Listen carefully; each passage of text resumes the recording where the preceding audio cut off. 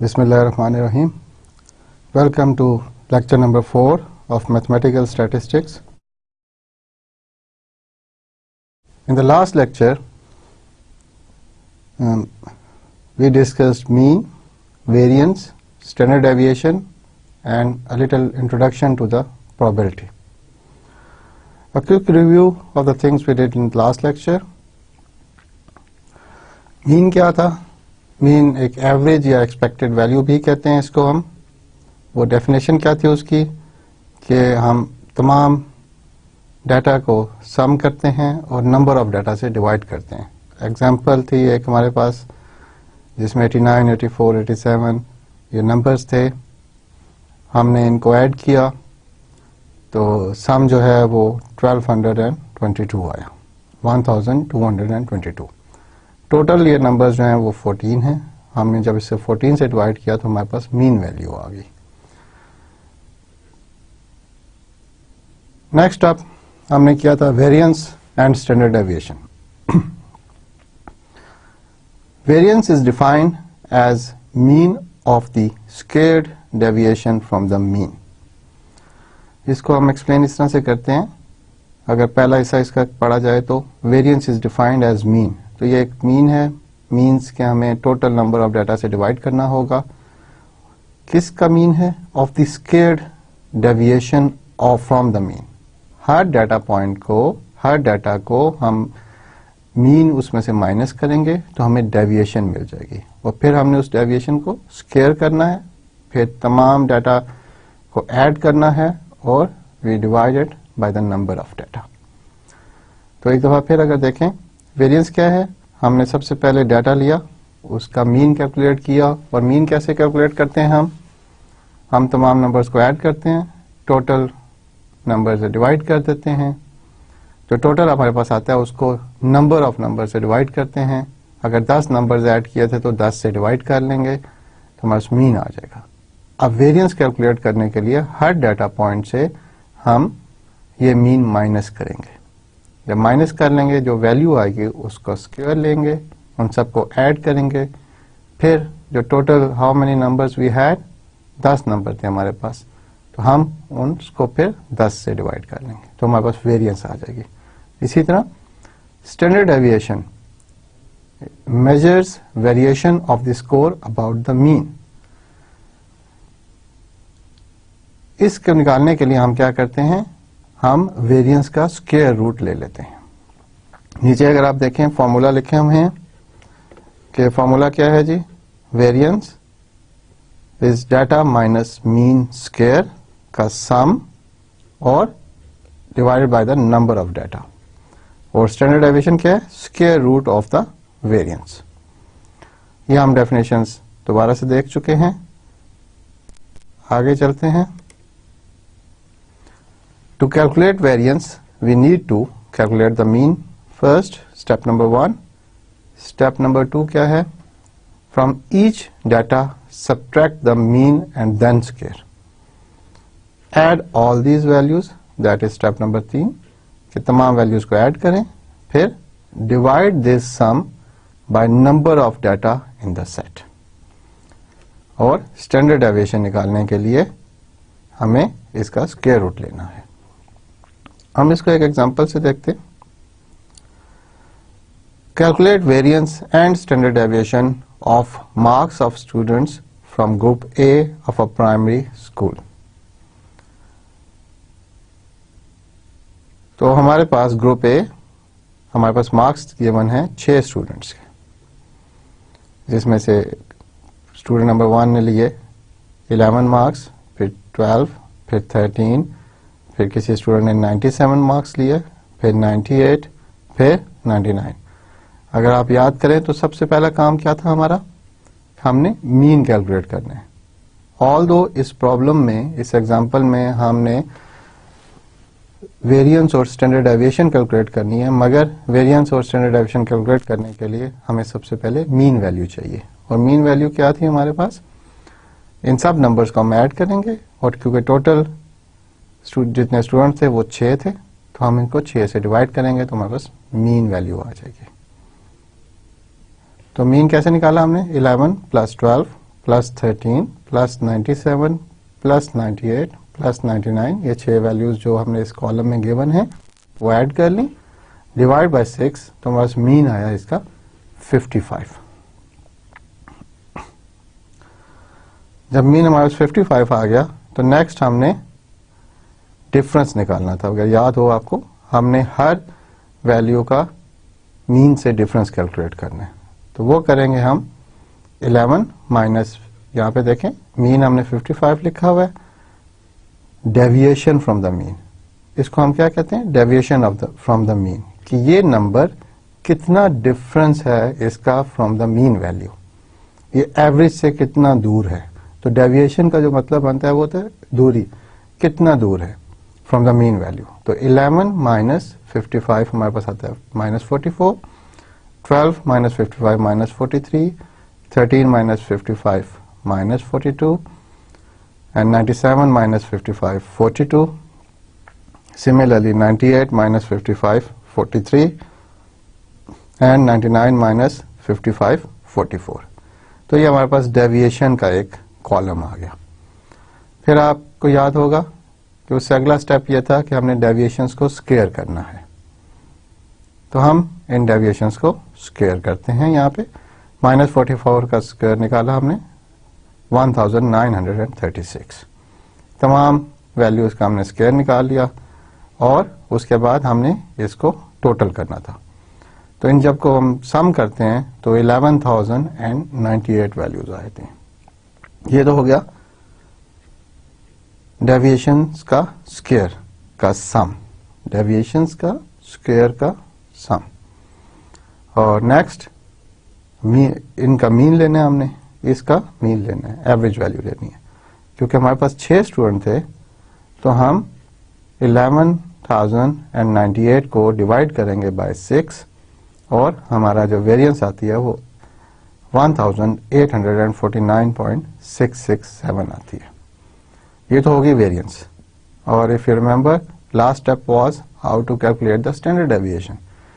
To calculate the standard deviation we need to take the square root of variance।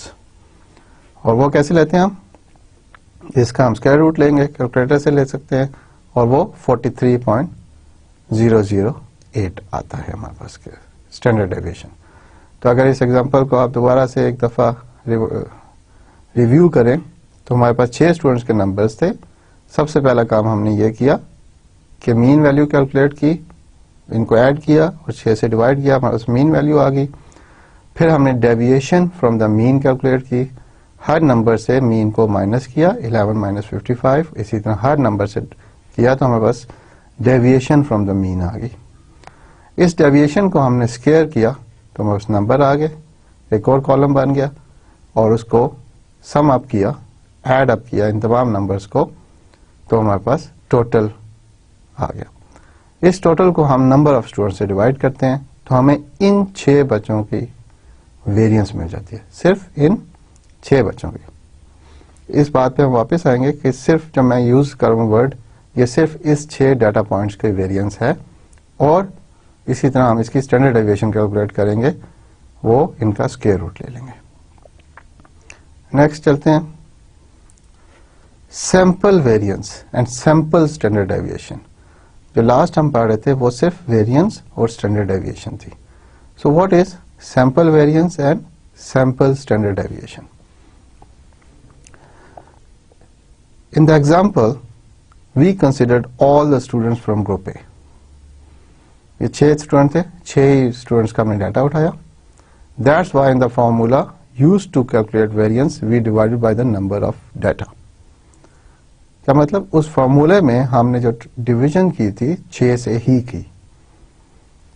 Suppose that the student of group A can be taken to be a sample that represents the entire population of students who would take the same examination।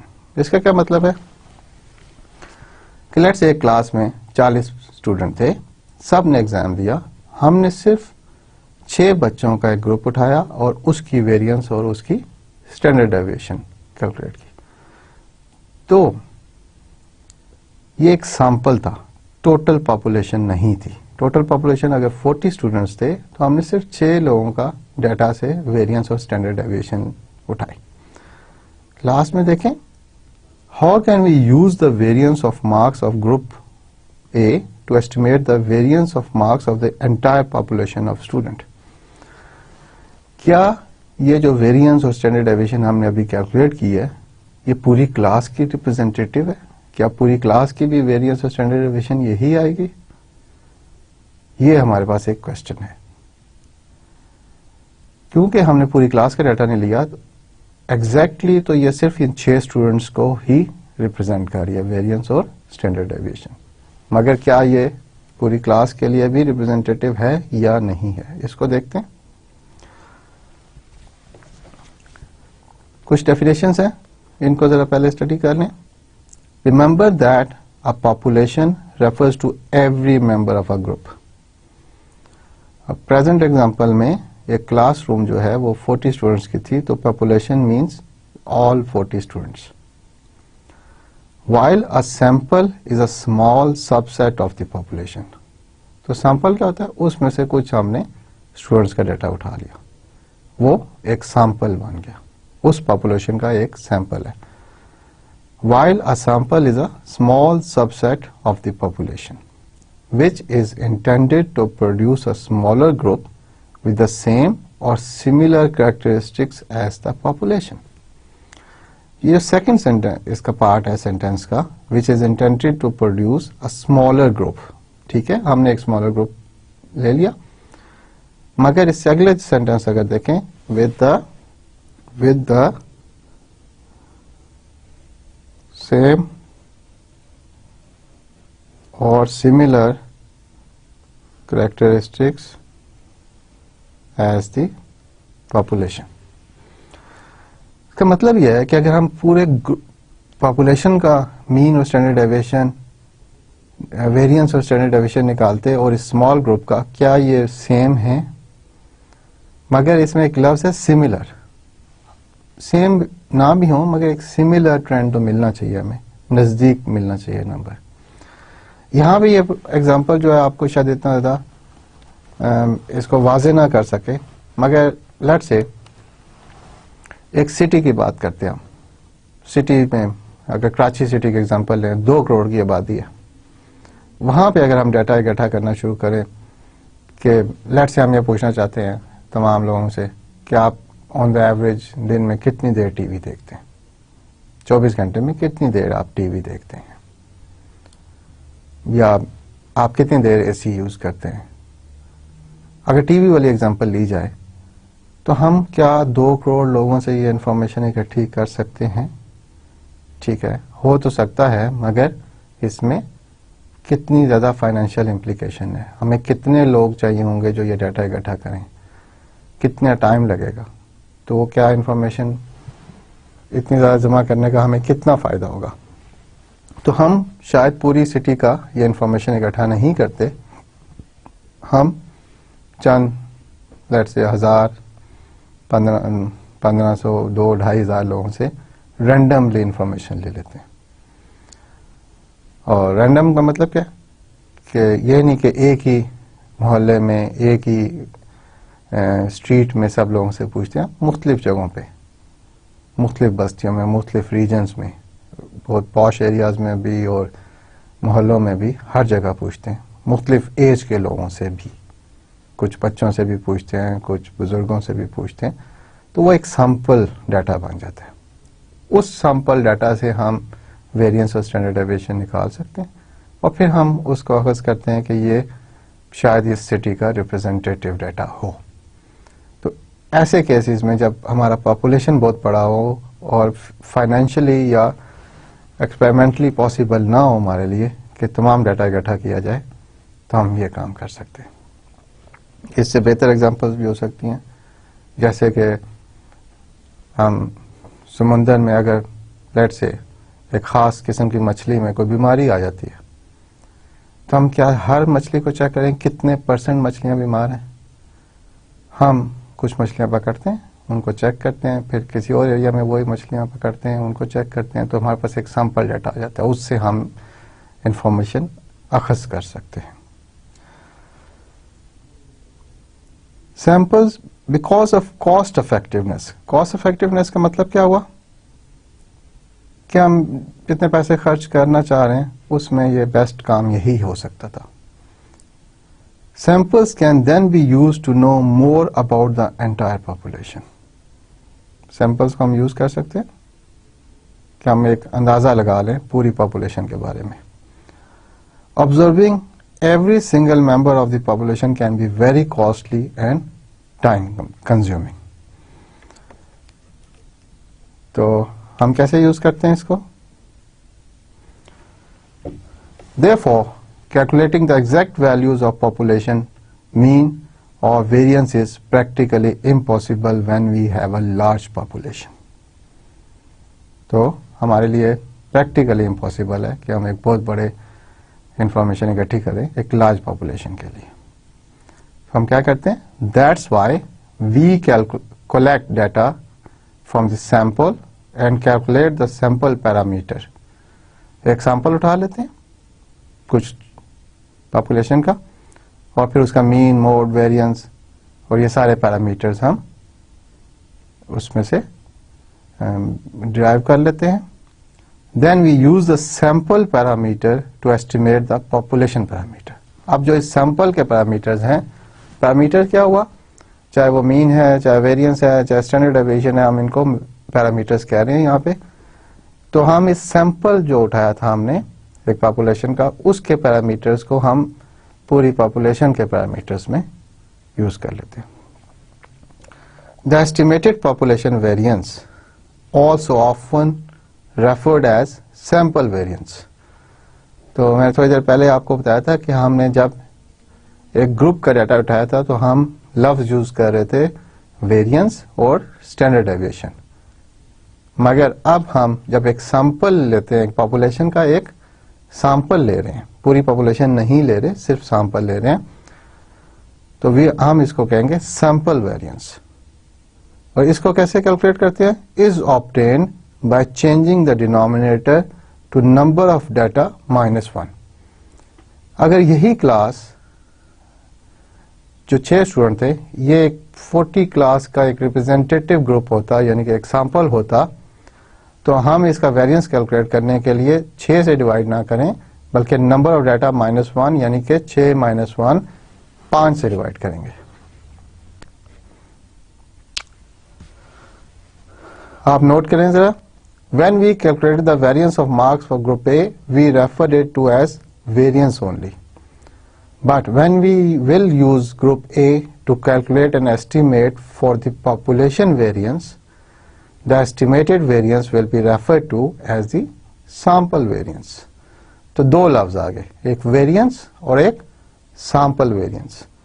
Variance था जब सिर्फ group का हमने check करना है। अगर उस group को as a representative of the population use करने हैं हमने और वो पैरामीटर्स पॉपुलेशन पे अप्लाई करने हैं तो हम उसको फिर सैंपल वेरिएंस कहेंगे। और इसमें फार्मूले में क्या चेंज आई?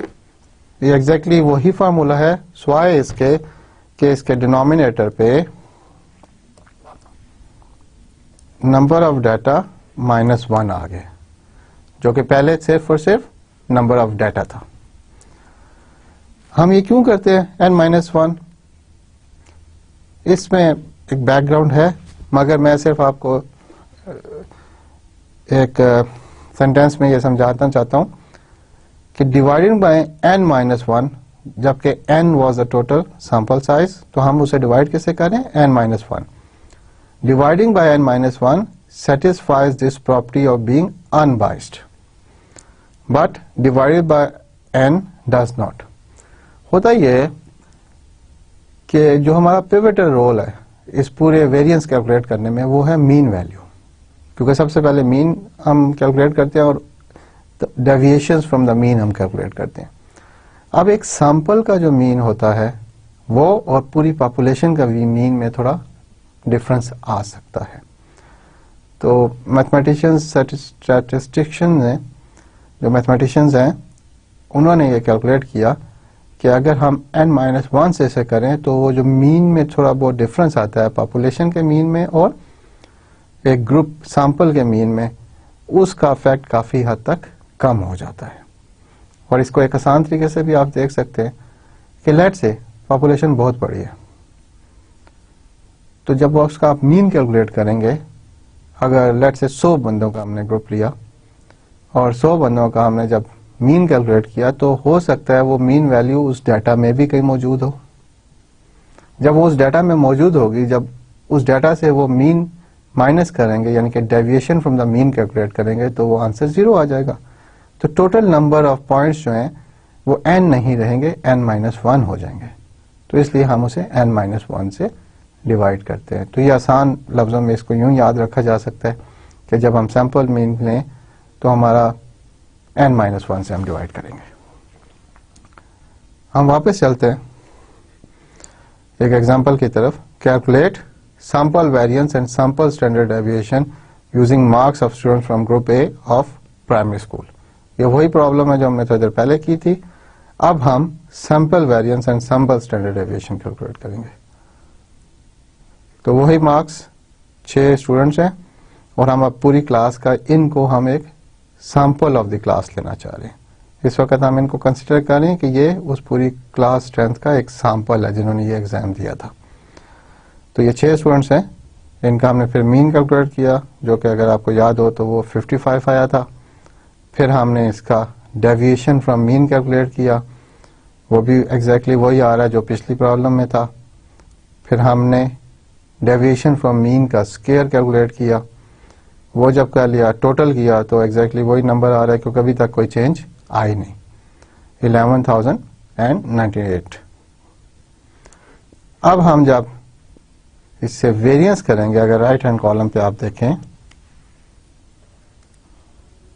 यहां पे, तो सैंपल वेरिएंस में इसको हम डिवाइड कर रहे हैं आप 6-1। इंस्टेड ऑफ 6 से डिवाइड करने के हम इसे 6-1 कर रहे हैं, तो 5 से हम इसे डिवाइड करते हैं, तो हमारी वेरिएंस जो है वो डिफरेंट आ रही है टू द प्रीवियस केस। क्यों? पहले वो सिर्फ वेरिएंस थी, अब ये सैंपल वेरिएंस है। और इसी तरह हम कैलकुलेट करते हैं सैंपल स्टैंडर्ड डेविएशन, उसमें कोई चेंज नहीं है, हमें सिर्फ स्क्वायर रूट ही लेना है और हमारे पास सैंपल स्टैंडर्ड डेविएशन आ जाएगी। तो इस पूरी प्रॉब्लम में जो डिफरेंस है वो सिर्फ इतना सा है कि अब हम total number of data point से डिवाइड नहीं कर रहे, -1 करके करते हैं। तो जब भी क्वेश्चन आए जिसमें वेरिएंस या स्टैंडर्ड डेविएशन कैलकुलेट करनी हो आपने, तो आप प्लीज ये गौर कर लें, गौर से चेक करें कि ये सैंपल वेरिएंस है या सिर्फ वेरिएंस है, या सैंपल स्टैंडर्ड डेविएशन कैलकुलेट करनी है या सिर्फ स्टैंडर्ड डेविएशन कैलकुलेट करनी है।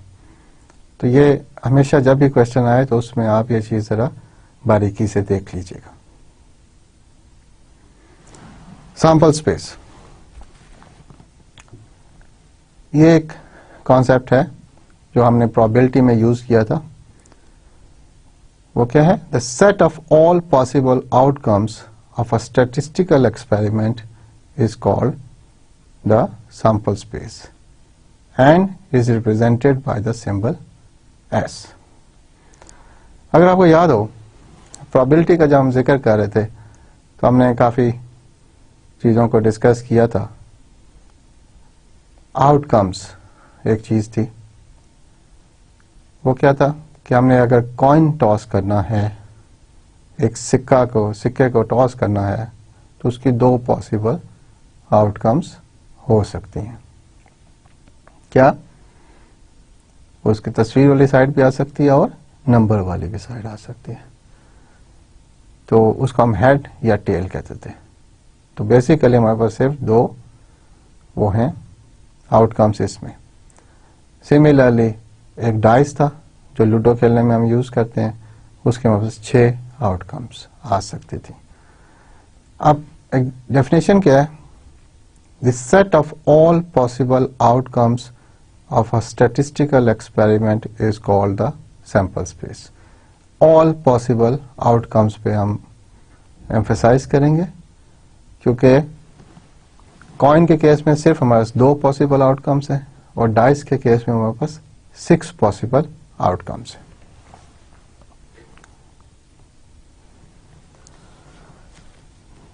each outcome in a sample space is called an element or a member of the sample space or simply a sample point. जैसे कि मैंने अभी हेड एंड टेल की बात की, कॉइन टॉस करते हैं वन टाइम, सिंगल टाइम हम जब कॉइन टॉस कर रहे हैं तो उसमें सिर्फ दो पॉसिबल आउटकम्स हो सकती हैं, क्या, हेड या टेल। तो सिर्फ हेड को भी हम एलिमेंट कहेंगे और टेल को भी एलिमेंट कहेंगे। इसी तरह हेड को भी हम सैंपल पॉइंट कह सकते हैं और टेल को भी हम सैंपल पॉइंट कह सकते हैं। इन दोनों को मिलाएं तो वो सैंपल स्पेस बन जाती है। If the sample space has a finite number of elements, we may list the members separated by commas and enclosed in braces. क्या मतलब? फाइनाइट नंबर क्या हो गया, यानी कि 5 हैं, 10 हैं, 20 हैं, 100 हैं, जो कि काउंट हो सकती हैं। फाइनाइट और इन्फिनिट में क्या फर्क है? फाइनाइट एलिमेंट्स वो हैं जो कि काउंटेबल हैं। वो काउंटेबल 1,00,000 भी हो सकते हैं, 2 भी हो सकते हैं, 10 भी हो सकते हैं, 20 लाख भी हो सकते हैं, मगर इन्फिनिट है जो कि काउंट नहीं हो सकता। इस पे भी हम एग्जांपल देंगे अभी थोड़ी देर में।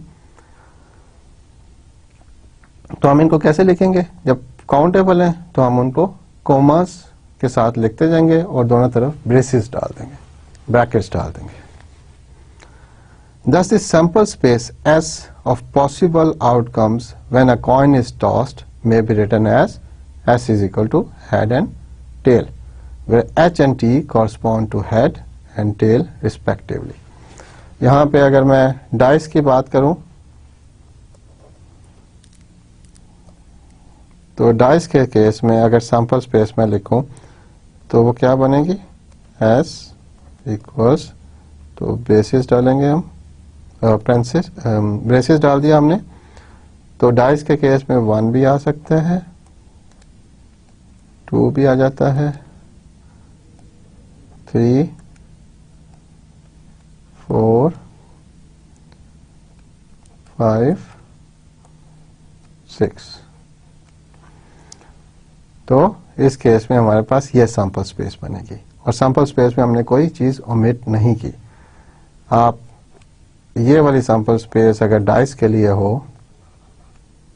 यानी कि 1, 2, 4, 5, 6, तो ये गलत होगी क्योंकि इसमें 3 हमने कहीं भी शो नहीं किया, तो वो एंटायर को रिप्रेजेंट नहीं कर रहा। तो एंटायर एलिमेंट्स, तमाम एलिमेंट्स जो हैं वो इस सैंपल स्पेस में मौजूद होने चाहिए। यहां पे देखें, consider the experiment of tossing a die.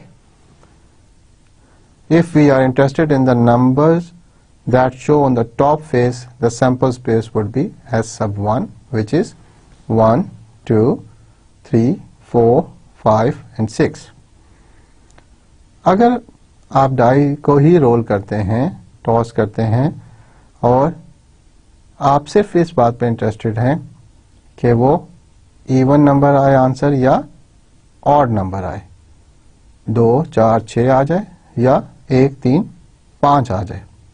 If you are interested only in whether the number is even और odd, the sample space is simply S2 is even and comma odd। यहाँ पे फॉर कंप्लीटनेस एक इसमें issue है कि ये sample space S2 जो है इवन एंड ऑड, और फिर S1 1 से लेकर 6 तक तमाम नंबर्स, ये सेम एक्सपेरिमेंट की आउटकम्स हैं और ये कंप्लीट हैं। तो इसका मतलब ये हुआ कि एक सेम एक्सपेरिमेंट के बहुत से डिफरेंट तरीके हो सकते हैं उसकी सैंपल स्पेस लिखने के। सिर्फ एक ही तरीका नहीं हो सकता, बहुत से डिफरेंट हो सकते हैं।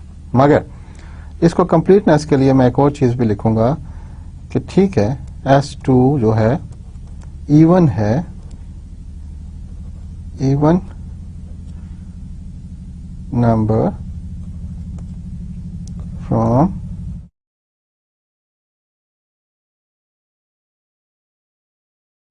to to 6, comma, and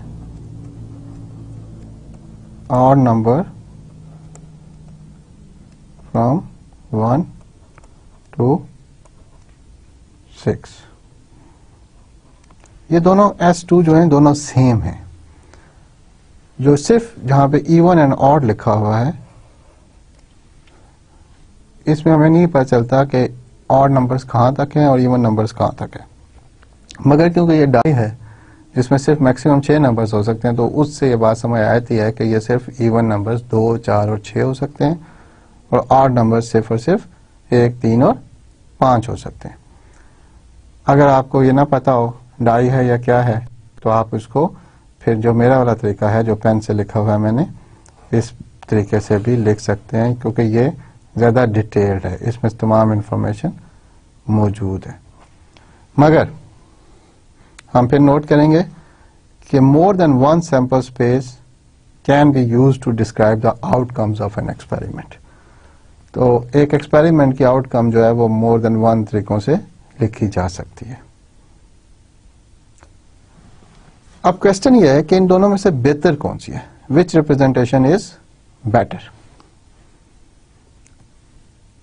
तो आप गौर करें तो अगर मैं डाई रोल करूं और आप उसे नहीं देख सकते और मैं कहूं इवन नंबर आया है, तो आपको ये शक रहेगा कि 2 आया है, 4 आया है या 6 आया है।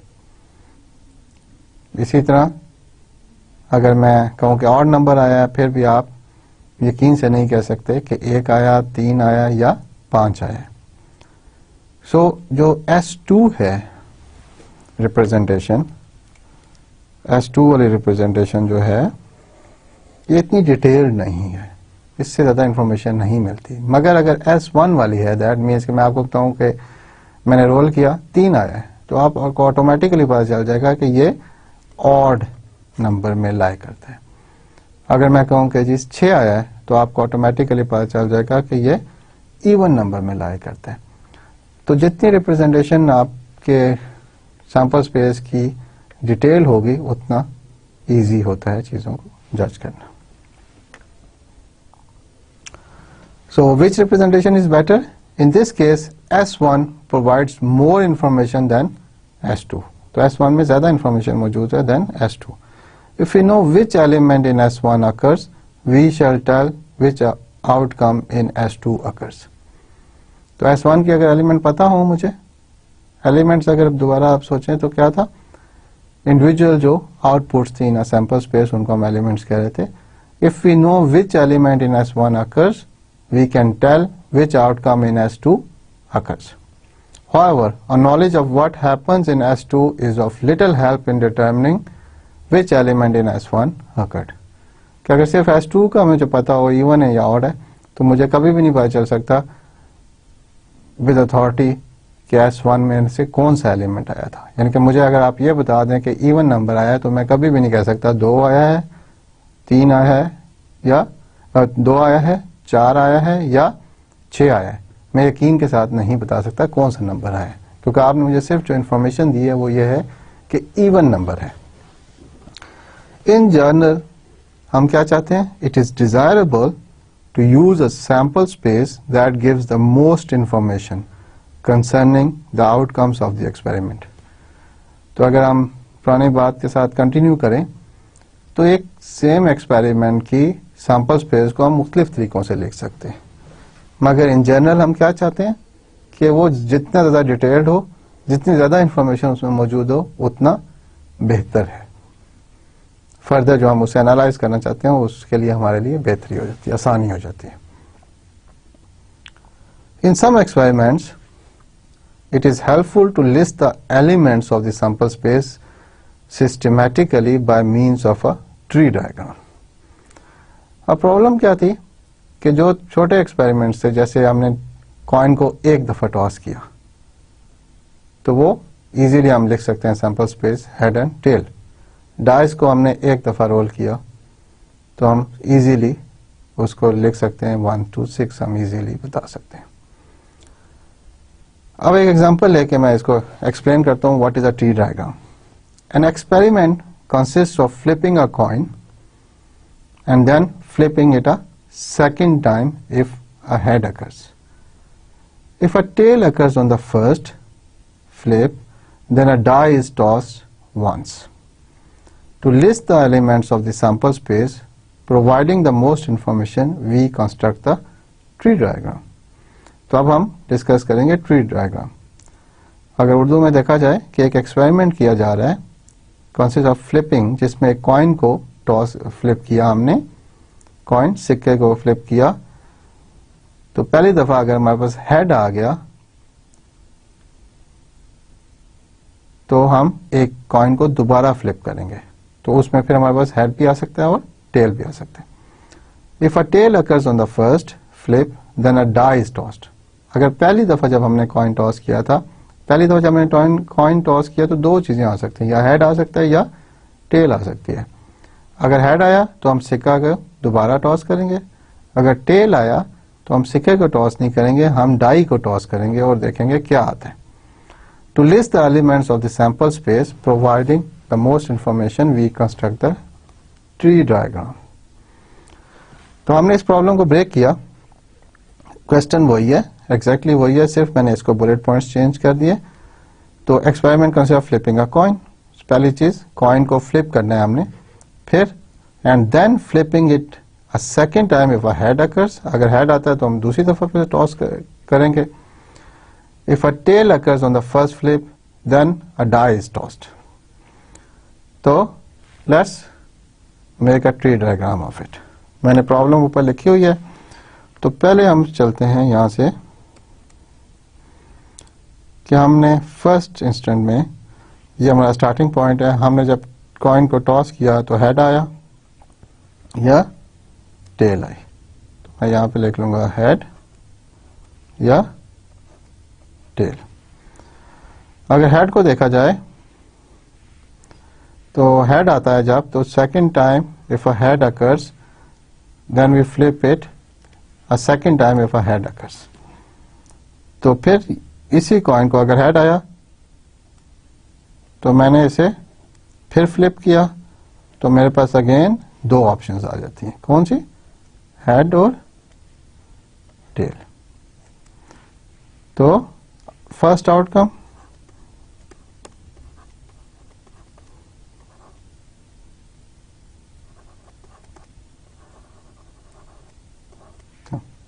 तो ये सेकेंड आउटकम आ गया मेरे पास. अब जब टेल आया था, तो अगर आप पढ़ें इस प्रॉब्लम को ऊपर से पढ़ें, अगर तो if a tail occurs on the first flip then a die is tossed. तो अब ये टेल आ गया हमारे पास, तो अब हमने डाई टॉस करनी है, और डाइस की आउटपुट क्या हो सकती है? 1 भी हो सकती है, 2 भी हो सकती है, 3 भी हो सकती है, 4, 5 एंड 6. तो हमारी पॉसिबल आउटकम्स क्या आएंगे? क्योंकि देखें ये एक्सपेरिमेंट सिंगल नहीं है, इट्स अ डबल एक्सपेरिमेंट. कि पहली दफा भी हमने कॉइन टॉस करनी है, दूसरी दफा या कॉइन टॉस करनी है या डाई टॉस करना है. तो अगर मैं लिखूं दोनों आउटकम्स, पहले नंबर 1 इसको लिखूंगा और नंबर 2 ये वाला कॉलम लिखूंगा. तो इसकी आउटकम क्या है? पहली वाली हेड हेड, दूसरी वाली हेड और दूसरे केस में टेल, फिर पहले केस में टेल 1, टेल 2 जो कि इसको रिप्रेजेंट कर रहा है, टेल 3, टेल 4. ये कहां से आया? टेल 3, टेल 4 यहां पे लिखा, टेल 5, T5 एंड T6. तो दोबारा से अगर देखा जाए तो प्रॉब्लम पढ़ें कि हमने कॉइन को टॉस किया, उस केस में क्या आ सकता है? हेड भी आ सकता है और टेल भी आ सकती है. अगर हेड आता है तो दूसरी दफा भी हम कॉइन ही टॉस करेंगे, फ्लिप करेंगे, और उसमें या हेड आएगा या टेल आएगा. मगर अगर पहली दफा हमारे पास टेल आया था तो हमने एक डाई को टॉस करना है, रोल करना है एक डाई को, जो कि 1 से 6 तक कोई भी नंबर आ सकता है. तो हमारे पास पॉसिबल आउटकम्स हमने लिख दिए हैं राइट साइड पे। यहाँ पे head head, head tail, tail 1 का था, डाई का था, टेल 2, टेल 3, टेल 4, टेल 5 और टेल 6। इसको जरा बेहतर तरीके से देखते हैं इसी प्रॉब्लम को। यह मैंने बनाई है। फर्स्ट आउटकम हेड या टेल, स्टार्टिंग पॉइंट आपका एक नुक्ता था, वहां से हेड या टेल आ गया। अगर हेड आया तो सेकंड आउटकम भी हेड या टेल आई, और डाई के केस में जब टेल आया था तो हमने डाई रोल किया था, तो 1 2 3 4 5 और 6 आ गया।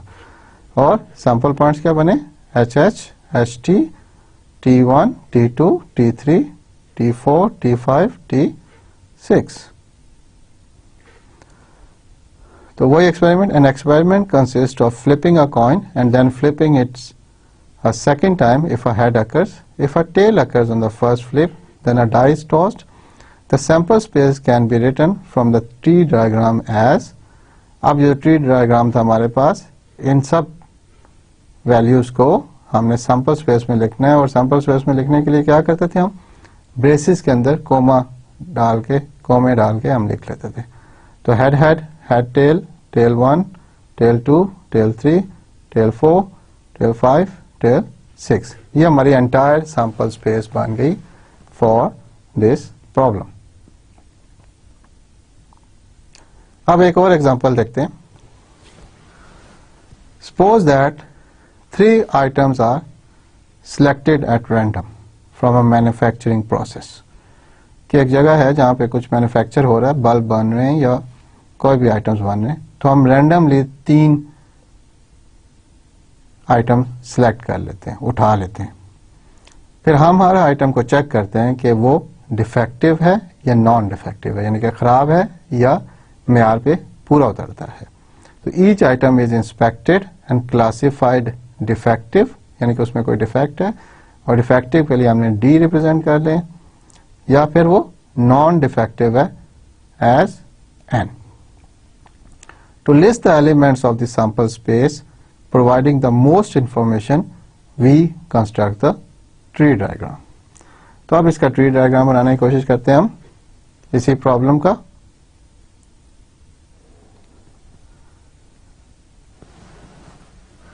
सबसे पहले हम suppose that 3 items are selected. So पहले आइटम पे हम चलते हैं, फर्स्ट आइटम पे हम करते हैं।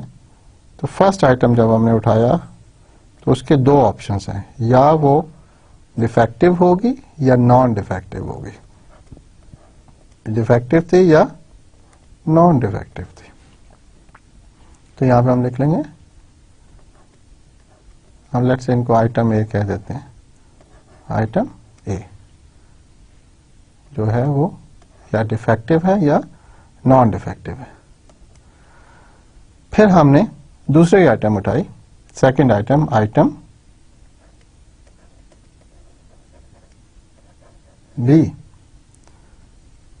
जब फर्स्ट के बाद उसको बी आइटम को चेक किया तो बी आइटम भी या डिफेक्टिव हो सकती है या नॉन डिफेक्टिव, खराब हो सकती है या सही हो सकती है।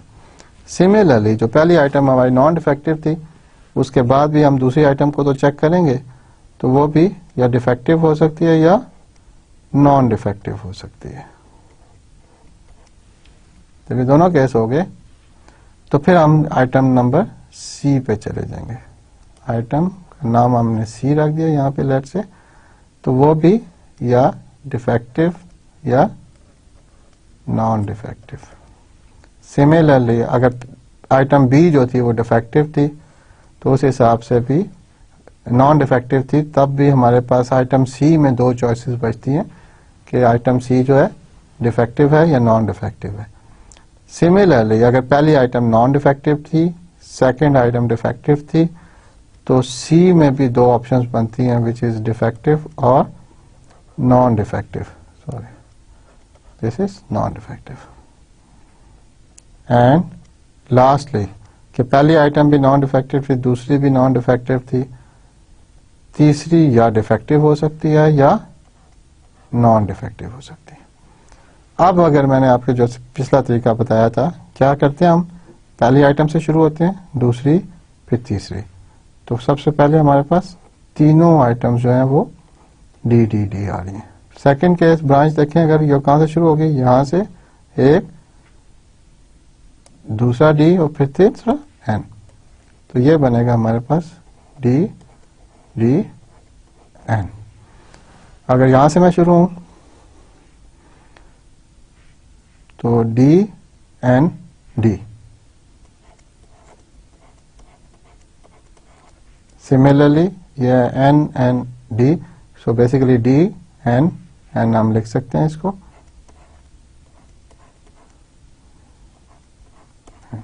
ये वाली लाइन होगी। फिर अगर आगे चलें तो ये डी डी एन यानी कि एन डी डी लिखा जा सकता है इसे, एन डी डी, ये इसको रिप्रेजेंट कर रहा है। सिमिलरली अगर ये थर्ड लास्ट लाइन को देखें तो हम स्टार्ट हुए आइटम 1 से, वो या डिफेक्टिव थी या नॉन डिफेक्टिव थी। सेकंड आइटम भी डिफेक्टिव या नॉन डिफेक्टिव हो सकती है, तो non defective, defective and then non defective, तो ये क्या बनेगा, N D N. Similarly last branch में चलते हैं तो पहली आइटम नॉन डिफेक्टिव थी, सेकंड भी नॉन डिफेक्टिव थी, थर्ड डिफेक्टिव थी, तो ये बना नॉन डिफेक्टिव एंड डिफेक्टिव। फिर last non defective, non defective, non defective. So आपके पास ये एक सैंपल स्पेस क्रिएट हो रही है। और इस सिस्टम का फायदा ये है ट्री डायग्राम का कि इसमें कोई चीज मिस नहीं होती। अगर आप सिस्टमैटिकली चलें तो सारे के सारी चीजें कंप्लीटली आपको मिल रही हैं। तो इसकी अगर बेहतर शक्ल में इसको देखा जाए तो क्या है, फर्स्ट आइटम आइदर डिफेक्टिव है या नॉन डिफेक्टिव है। फिर हम सेकंड ब्रांच में गए, सेकंड आइटम में क्या आया जी कि या वो डिफेक्टिव होगी या वो नॉन डिफेक्टिव होगी। फॉर द केस जिसमें पहली दफा पहली आइटम डिफेक्टिव थी, अगर पहली आइटम नॉन डिफेक्टिव थी उससे सेकंड आइटम पे कोई फर्क नहीं पड़ा, वो इंडिपेंडेंटली डिफेक्टिव भी हो सकती है या नॉन डिफेक्टिव भी हो सकती है। सिमिलरली थर्ड आइटम को कोई फर्क नहीं पड़ा कि पहली दो का क्या था, अगर पहली भी डिफेक्टिव थी, दूसरी भी डिफेक्टिव थी, तो तीसरी डिफेक्टिव भी हो सकती है, नॉन डिफेक्टिव भी हो सकती है। सिमिलरली पहली डिफेक्टिव थी, दूसरी नॉन डिफेक्टिव थी, तो तीसरी आइटम डिफेक्टिव भी हो सकती है और नॉन डिफेक्टिव भी। इसी तरह जब हम ये टेबल पूरा करते हैं ट्री डायग्राम, तो हम ये सैंपल पॉइंट्स, ये देखें, ये सैंपल पॉइंट नोट डाउन कर लेते हैं, which are D D N, D D N, D D D, D D N, D N D and so on so forth, और एंड में जाके देखते हैं हम नॉन डिफेक्टिव, नॉन डिफेक्टिव। इससे अब आप सैंपल अगर क्रिएट कर सकते हैं, सैंपल स्पेस, और वो क्या बनती है आपके पास, the sample space can be written from the tree diagram as S is equal to braces, पहली sample point comma, second sample point comma, तीसरा sample point comma and so on so forth till the end. ये हमारे पास एक sample space बन जाती है जिसमें हमारे पास हम एक एक्सपेरिमेंट था जिसमें 3 आइटम्स को चेक करना था, पहले पहली आइटम को, फिर दूसरी आइटम को, फिर तीसरी आइटम को।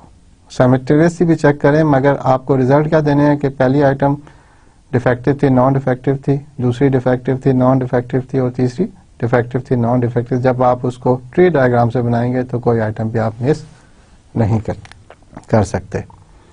तो इसका बहुत फायदा है कि सैंपल स्पेस आपकी कंप्लीट है। नेक्स्ट अप, इवेंट क्या होता है? An event is a subset of a sample space, कि जो हमारे पास सैंपल स्पेस थी उनका सबसेट इवेंट हो सकता है। For any given experiment we may be interested in the occurrence of the certain event rather than in the outcome of a specific element in the sample space। क्या हमारे लिए एक sample space है, उसका एक ग्रुप, उसका एक subset एक इवेंट को रिप्रेजेंट करता है, और शायद हमारे लिए एलिमेंट्स इतने ज्यादा इंपॉर्टेंट ना रहे हों। जैसे कि हमने कहा था कि डाई को रोल कर रहे हैं तो अगर मैं ये कहूँ कि हम एक डाई को रोल करते हैं, क्या इवन आंसर आता है या ऑड? तो ऑल दो एक डाई की आउटकम जो है सैंपल स्पेस है वो 1 से लेके 6 तक तमाम नंबर्स हैं, उसमें से जो इवन नंबर्स हैं वो 2, 4 और 6 हैं। तो अगर 2, 4, 6 आता है तो इवन है। तो even numbers at the output of a die is an event in the sample space. It's not the entire sample space, it is just a small portion of the sample space. For instance, example देखें, we may be interested in the event A that the outcome when a die is tossed is divisible by 3. ये एक और case है जिसमें हमारा sample space क्या है? 1, 2, 3, 4, 5 and 6. The sample space for tossing a dice will have all possible outcomes, that is from 1 to 6 numbers. अब हम देखना क्या चाह रहे हैं? वो नंबर्स जो कि डिविजिबल बाय, जो डिविजिबल बाय 3 है, यानी कि 3 से डिवाइड हो सकते हैं। तो इसमें देखें 1 डिविजिबल बाय 3 नहीं है, 2 3 से डिवाइड करें तो फ्रैक्शन आता है, नंबर नहीं आता। 3 को जब हम 3 से डिवाइड करते हैं तो ठीक है, 4 को डिवाइड करें तो फिर भी एक फ्रैक्शन आ जाता है, 5 को डिवाइड करें तो फ्रैक्शन, 6 को डिवाइड करें तो 2 आता है।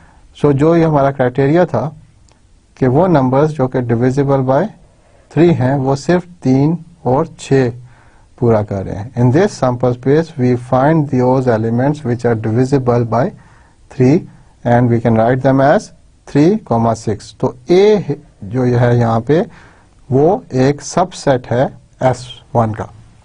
सबसेट अगर आपको याद हो तो इसके ए के तमाम एलिमेंट्स एस में मौजूद होने चाहिए, कोई एक एलिमेंट जो ऐसा ना हो जो कि एस में मौजूद नहीं हो।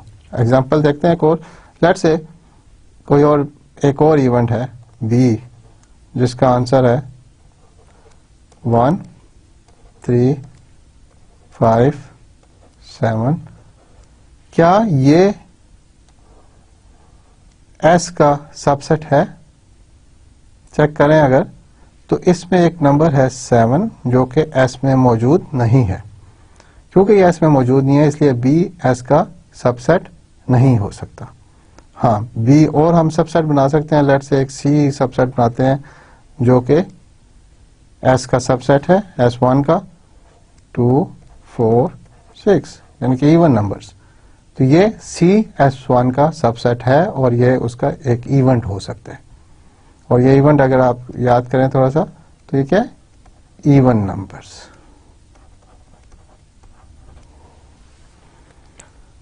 तो event is a subset of the sample space. आप थोड़ा सा आगे चलते हैं। We may be interested in the event B that the number of defective parts in is greater than 1। ये वो एग्जांपल है जो हमने थोड़ी देर पहले की थी जिसमें हमने 3 पार्ट्स हमने चेक किए थे कि वो डिफेक्टिव हैं या नॉन डिफेक्टिव हैं। तो हम ये देखना चाह रहे हैं टोटल सैंपल स्पेस क्या है यहाँ पे, वो जो हमने लिखी थी 8 एलिमेंट है इसमें, ऑल डिफेक्टिव से लेके ऑल नॉन डिफेक्टिव तक ये 8 एलिमेंट बनते हैं, 1, 2, 3, 4, 5, 6, 7, 8। अब हमारा क्वेश्चन क्या है? इवेंट बी हम डिफाइन करना चाहते हैं, एक इवेंट बी हम डिफाइन करना चाहते हैं that the number of defective parts is greater than 1। That means कि हमारे पास 2 डिफेक्टिव पार्ट हों या 3 डिफेक्टिव पार्ट हों तो वो इवेंट लिखें। वी नोट डाउन, ये अगर यहां से पढ़ना शुरू करें आप, we note down all the elements which have more than 1 defective parts, that is there are 2 or more Ds in the elements. जहां जहां एक से ज्यादा डी आएंगे तो इसका मतलब है 2 डिफेक्टिव पार्ट है। अब इस सैंपल स्पेस में देखें आप, तो पहले केस में 3 डिफेक्टिव पार्ट आ रहे हैं, यहाँ पे भी 2 हैं, फाइन, ये भी ठीक है, इधर भी 2 हैं तो ये भी ठीक है। यहाँ पे देखें सिर्फ एक डिफेक्टिव पार्ट है, 2 नहीं, हमें क्या है एक से ज्यादा डिफेक्टिव चाहिए। यहाँ पे एक नॉन डिफेक्टिव है, 2 डिफेक्टिव है, तो ये भी इंक्लूसिव है बिकॉज 2 डिफेक्टिव पार्ट आ गए। यहाँ पे 2 नॉन डिफेक्टिव है तो ये नहीं, 2 नॉन डिफेक्टिव, 1 डिफेक्टिव नहीं, तीनों नॉन डिफेक्टिव हैं सो ये भी नहीं चाहिए। तो जब हम इन चार एलिमेंट्स को D D N D N D D और डी डी डी ये हम लिखते हैं, तो ये बी एक इवेंट है ऑफ द सैंपल स्पेस जिसमें हमने डिफेक्टिव पार्ट चेक किए थे, यहां से हमें बी मिल गया।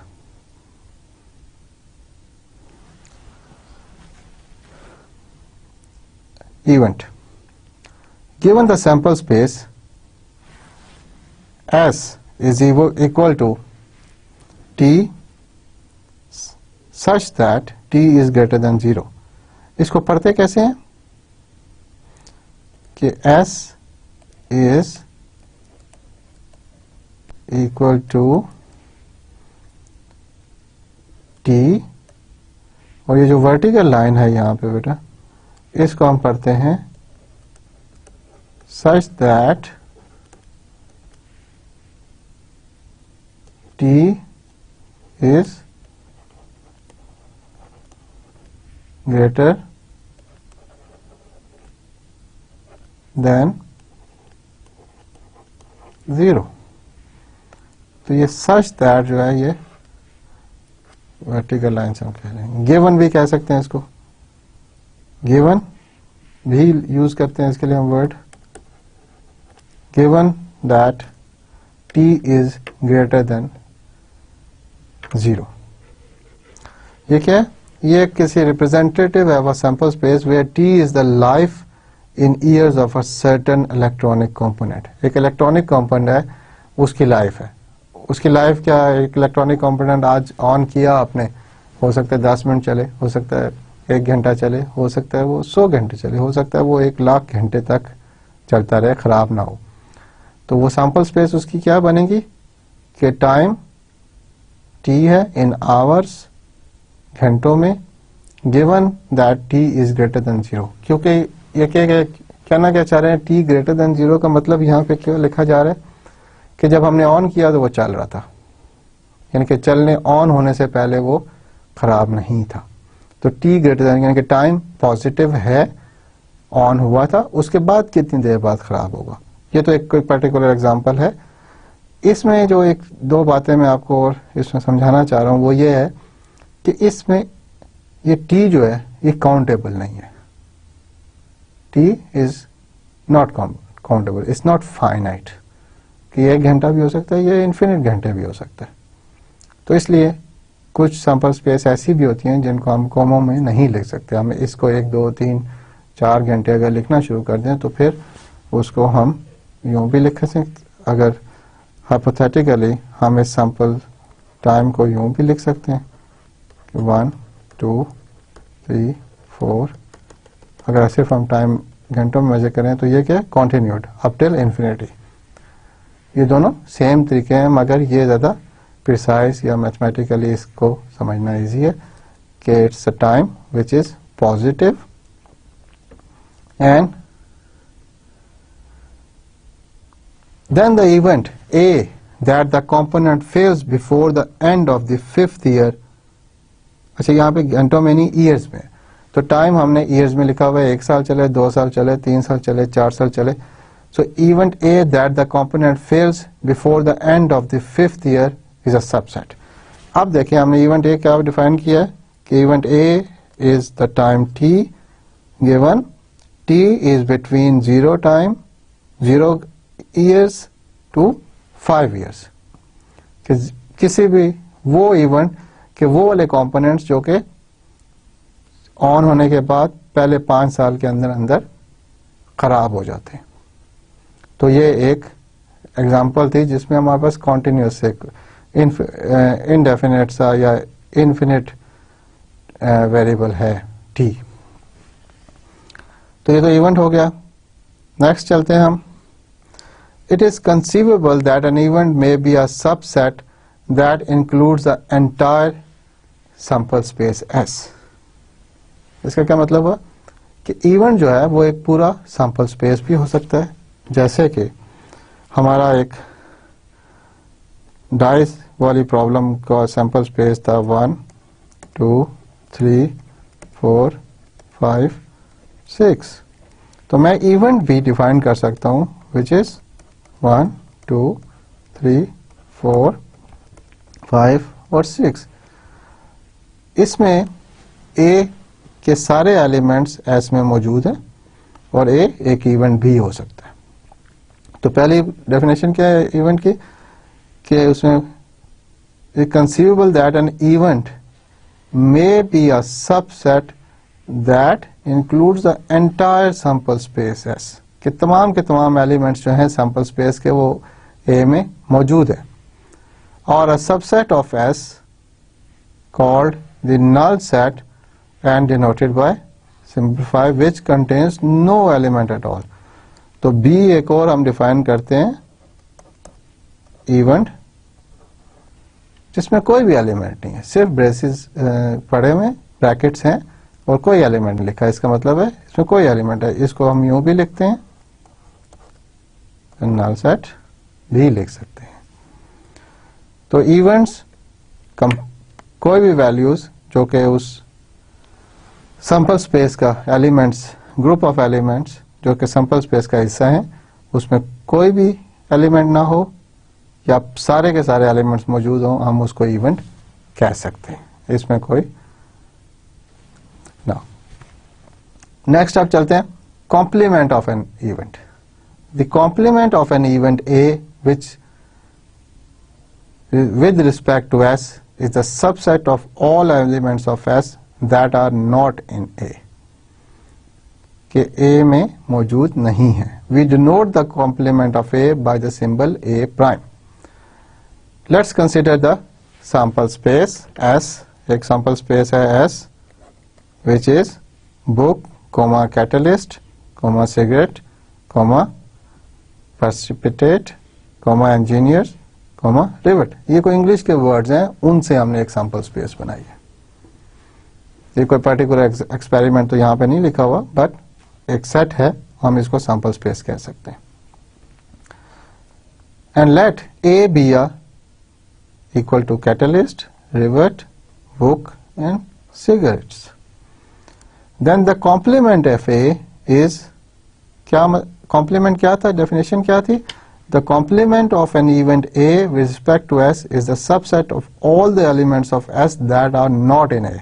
कि S में तो मौजूद हो, A में मौजूद ना हो। तो आप देखते हैं S में कौन कौन से एलिमेंट्स हैं। बुक है, बुक हमारे A में भी मौजूद है, तो बुक को हम काट देते हैं। कैटलिस्ट A में है, यहाँ से काट देते हैं। सिगरेट A में मौजूद है, ये भी काट देते हैं। प्रेसिपिटेट ये नहीं है, इसको रहने देते हैं। इंजीनियर ए में मौजूद नहीं है, इसको रहने देते हैं। रिवर्ट ए में मौजूद है, तो इसको काट देते हैं। तो हमारे पास बचे कौन से? प्रेसिपिटेट और इंजीनियर बचे। तो ए कॉम्प्लीमेंट जो है वो एक और इवेंट है जो कि ए में मौजूद नहीं है मगर एस में मौजूद हैं। इसके तमाम एलिमेंट्स एस में तो मौजूद हैं मगर ए में मौजूद नहीं है। A complement. एक और एग्जांपल देखते हैं कॉम्प्लीमेंट्स की। Let R be the event that a red card is selected from an ordinary deck of 52 playing cards and let S be the entire deck. तो एक डेक है, उसमें 52 कार्ड्स होते हैं, यानी कि ताश के जो गड्डी है उसमें 52 कार्ड्स हैं, उसमें से रेड भी होते हैं और ब्लैक भी होते हैं। तो उसमें अगर देखा जाए तो 26 रेड होते हैं और 26 ब्लैक होते हैं। देन आर प्राइम, फिर उसने आर एक इवेंट डिफाइन किया। तो मैं पहले इसको ये लिखता हूं, एस लिखता हूं, which is deck of cards. फिर आर डिफाइन किया गया, an event R is an event that a red card is selected। तो add R के अंदर हम लिख देंगे red card। ये हो गया। अब हमने डिफाइन क्या करना है? R prime which is R complement। तो एक डेक ऑफ कार्ड को हम यूं भी लिख सकते हैं, red card and black card. तो अगर रेड कार्ड हमने इसमें से माइनस कर दें तो आर कॉम्प्लीमेंट क्या बनता है,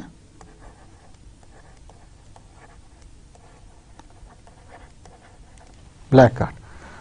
तो अगर आप दूसरा एग्जांपल को पढ़ें दोबारा, let R be the event that a red card is selected from an ordinary deck of 52 playing cards and let S be the entire deck. Then R prime is the event that the card selected from the deck is not a red but a black card. So इस तरह से आप compliments लिख सकते हैं। ये example जरा different है टू द प्रीवियस वंस। अब हम फर्दर देखते हैं। लेट्स से मैं सैंपल स्पेस ट्री डायग्राम से शुरू करता हूं। First of all we draw tree diagram. तो लेट्स से हम दो डाइस जो है रोल करते हैं, one after the other. 2 die rolled simultaneously कर लेते हैं, साइमल्टेनियसली। तो हमने सैंपल स्पेस बनानी है, एस को हमने बनाना है पहले। तो सबसे पहला काम हम क्या करते हैं कि डाइस नंबर 1 को जब हम रोल करेंगे तो we can get 1 output 1, we can get an output 2, 3, 4, 5 and 6। Similarly जब दूसरा डाई जो है, पहले डाई पे अगर 1 आया तो दूसरे डाई पे कुछ भी आ सकता है, 1 भी आ सकता है, 2 भी आ सकता है, 3 भी आ सकता है, 4, 5, 6। तो ये क्या था, डाई 1 एंड डाई 2। सिमिलरली इसमें भी 2 जब आया फर्स्ट पे तो इसके भी सेकंड पे भी 6 आ सकते हैं, इसी तरह थर्ड वाले पे भी 6 आ सकते हैं सेकंड डाई को जब हम रोल करेंगे, 5 पे भी and so on so fourth. तो इसकी सैंपल स्पेस कुछ इस तरह से बन जाएगी। तो फर्स्ट डाई पे 1 आया, दूसरे पे भी 1 आया, फर्स्ट डाई पे 1 आया, दूसरे पे भी 2 आ गया, फर्स्ट डाई पे 1 आया, दूसरे पे 3 आ गए and so on so fourth up till 1, 4, 1, 5 and 1, 6। Similarly अगला एलिमेंट क्या था, इससे आगे लिखना शुरू कर देंगे। पहली डाई पे 2 आया, फर्स्ट वाले पे सेकंड वाले पे 1 आ गया, और फिर आगे चलते हैं 2, 2, 2, 3 और इस तरह चलता रहेगा। और आखिरी वाली जो होगा कि पहले पे भी 6 आया और दूसरे पे भी 6 आया। तो अगर सोचा जाए तो हर नंबर जो पहले डाई पे आया उसके लिए आगे सेकंड डाई पे 6 पॉसिबिलिटीज हैं। इसी तरह जो फर्स्ट डाई पे अगर एक नंबर 2 आया तो उसके आगे फिर 6। तो total possibilities in the first die are 6 possibilities. So for each possibility in the first die there are 6 possibilities in the second. So there are total, in this sample space we will have total 36 elements. 6 times 6, 36 elements बन जाते हैं। अब इसमें आप subset भी define कर सकते हैं, इवन डिफाइन कर सकते हैं। लेट्स से एक इवन डिफाइन करते हैं जो कि है जिसका सम जो है 7 आ जाए, यानी कि फर्स्ट डाई की आउटपुट और सेकंड डाई की आउटपुट का सम जो है वो 7 आए। तो वो क्या बनेगा, पहले पे अगर 1 आए और दूसरे पे 6 आए तो 7 बनता है। पहले पे अगर 2 आए तो दूसरे पे 5 आए तो भी 7 बनता है। पहले पे अगर 2 आए तो कोई और ऐसा नंबर नहीं है दूसरे का जिसको ऐड करें तो सम 7 बन जाए। पहले पे 3 आए तो दूसरे पे अगर 4 आएगा तो 7 बनेगा। पहले डाई पे अगर 4 आए और दूसरे पे 3 आए तब भी 7 बनेगा। पहले डाई पे अगर 5 आए तो दूसरे पे 2 आए तो 7 बनेगा। पहले डाई पे अगर 6 आए और सेकंड वाले पे 1 आए तो भी 7 बनेगा। सो A is a subset of S और ये वो एलिमेंट्स रिप्रेजेंट कर रहा है जिसमें दोनों डाई का सम जो है वो 7 के करीब आता है, 7 बनता है। तो ऐसे 6 हमारे पास एलिमेंट्स हैं जो कि इस ग्रुप में लाई करते हैं। हम चाहते क्या थे, फर्स्ट डाई की आउटपुट प्लस सेकेंड डाई की output should be equal to 7, और ये वो नंबर्स हैं और ये सबसेट है टू द S। और A कॉम्प्लीमेंट क्या होगा, इस S में से जो S हमारे पास गिवन था, इसमें से हम ये वाले एलिमेंट्स 1 6 2 5 3 4 4 3 5 2 एंड 6 1 माइनस कर देंगे तो हमारे पास A कॉम्प्लीमेंट आ जाएगा। तो इस तरह से आज आपने जो रिवीजन चीज़ें पढ़ी उसमें हमने सबसे पहले मीन और स्टैंडर्ड डेविएशन और वेरिएंस की रिव्यू किया, फिर हमने सैंपल वेरिएंस और सैंपल मीन स्टैंडर्ड डेविएशन की बात की, उसके बाद हमने सैंपल स्पेस की बात की।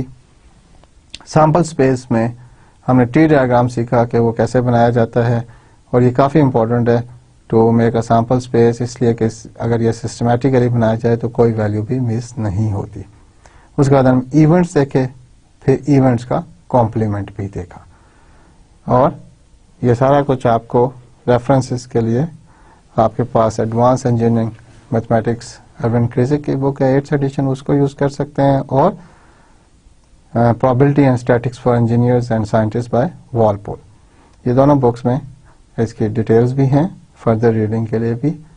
और एज अ प्रैक्टिस असाइनमेंट आप इन बुक में से कोई भी प्रॉब्लम ले लें और ट्री डायग्राम की प्रैक्टिस करें, एग्जाम्पल्स भी हैं उनको चेक कर लें। Thank you very much.